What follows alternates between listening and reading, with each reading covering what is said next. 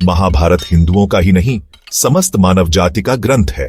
इससे प्रत्येक मानव को एक अच्छी शिक्षा और मार्ग मिल सकता है। प्रत्येक मनुष्य को इसे पढ़ना चाहिए। महाभारत में जीवन से जुड़ा ऐसा कोई सा भी विषय नहीं है जिसका वर्णन न किया गया हो और जिसमें जीवन का कोई समाधान न होगा। यह प्रसंग उस वक्त का है जबकि पांचों पांडवों को वनवास हो गया था। वनवास जाने से पूर्व पांडवों ने भगवान श्री कृष्ण से कहा, हे श्री कृष्ण, अभी यह द्वापर का अंतकाल चल रहा है। आप हमें बताइए कि आने वाले कलयुग में कलिकाल की चाल या गति क्या होगी, कैसी होगी। श्री कृष्ण कहते हैं, तुम पांचों भाई वन में जाओ और जो कुछ भी दिखे वह आकर मुझे बताओ, मैं तुम्हें उसका प्रभाव बताऊंगा। पांचों भाई वन में चले गए।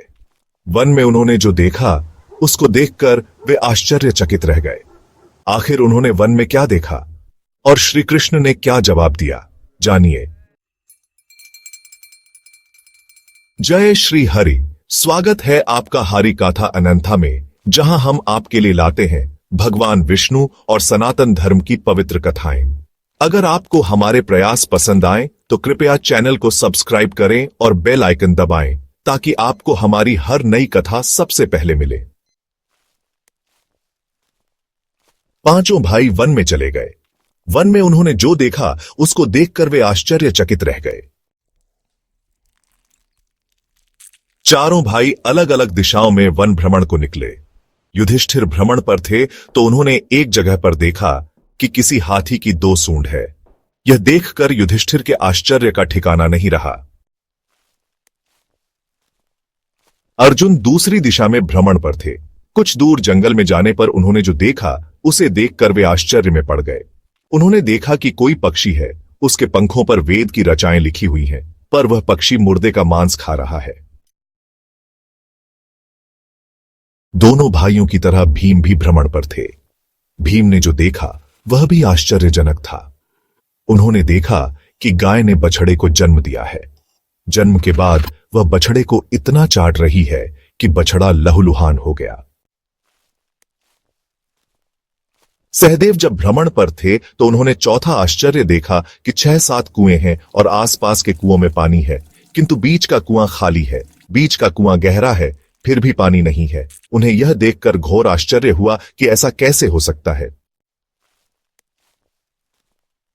नकुल भी भ्रमण पर थे और उन्होंने भी एक आश्चर्यजनक घटना देखी। नकुल ने देखा कि एक पहाड़ के ऊपर से एक बड़ी सी शिला लुढ़कती हुई आती है और कितने ही वृक्षों से टकराकर उनको नीचे गिराते हुए आगे बढ़ जाती है। विशालकाय वृक्षों भी उसे रोक न सके। इसके अलावा वह शिला कितनी ही अन्य शिलाओं के साथ टकराई पर फिर भी वह रुकी नहीं। अंत में एक अत्यंत छोटे पौधे का स्पर्श होते ही वह स्थिर हो गई। पांचों भाइयों ने अपने देखे गए दृश्य की चर्चा की और शाम को श्री कृष्ण को अपने अनुभव सुनाए। सबसे पहले युधिष्ठिर ने कहा कि मैंने तो पहली बार 2 सूंड वाला हाथी देखा। यह मेरे लिए बहुत ही आश्चर्यजनक था। तब श्री कृष्ण कहते हैं, हे धर्मराज, अब तुम कलिकाल की सुनो। कलयुग में ऐसे लोगों का राज्य होगा जो दोनों ओर से शोषण करेंगे, बोलेंगे कुछ और करेंगे कुछ, मन में कुछ और कर्म में कुछ। ऐसे ही लोगों का राज्य होगा। इससे तुम पहले राज्य कर लो। युधिष्ठिर के बाद अर्जुन ने कहा कि मैंने जो देखा वह तो इससे भी कहीं ज्यादा आश्चर्यजनक था। मैंने देखा कि एक पक्षी के पंखों पर वेद की रचाएं लिखी हुई हैं और वह पक्षी मुर्दे का मांस खा रहा है। तब श्री कृष्ण कहते हैं, इसी प्रकार कलयुग में ऐसे लोग रहेंगे जो बड़े ज्ञानी और ध्यानी कहलाएंगे। वे ज्ञान की चर्चा तो करेंगे लेकिन उनके आचरण राक्षसी होंगे। बड़े पंडित और विद्वान कहलाएंगे किंतु वे यही देखते रहेंगे कि कौन सा मनुष्य मरे और हमारे नाम से संपत्ति कर जाए। हे अर्जुन, संस्था के व्यक्ति विचारेंगे कि कौन सा मनुष्य मरे और संस्था हमारे नाम से हो जाए। हर जाति धर्म के प्रमुख पद पर बैठे विचार करेंगे कि कब किसका श्राद्ध हो, कौन कब किस पद से हटे और हम उस पर चढ़े। चाहे कितने भी बड़े लोग होंगे किंतु उनकी दृष्टि तो धन और पद के ऊपर ही रहेगी। ऐसे लोगों की बहुतायत होगी, कोई कोई विरला ही संत पुरुष होगा। भीम ने कहा कि मैंने देखा कि गाय अपने बछड़े को इतना चाटती है कि बछड़ा लहूलुहान हो जाता है। तब श्री कृष्ण कहते हैं, कलयुग का मनुष्य शिशुपाल हो जाएगा।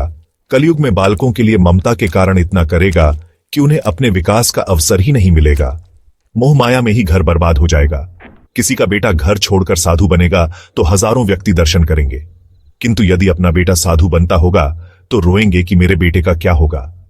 इतनी सारी ममता होगी कि उसे मोह माया और परिवार में ही बांध कर रखेंगे और उसका जीवन वहीं खत्म हो जाएगा। अंत में बेचारा अनाथ होकर मरेगा। वास्तव में लड़के तुम्हारे नहीं हैं, वे तो बहुओं की अमानत हैं। लड़कियां जमाइयों की अमानत हैं और तुम्हारा यह शरीर मृत्यु की अमानत है। तुम्हारी आत्मा परमात्मा की अमानत है।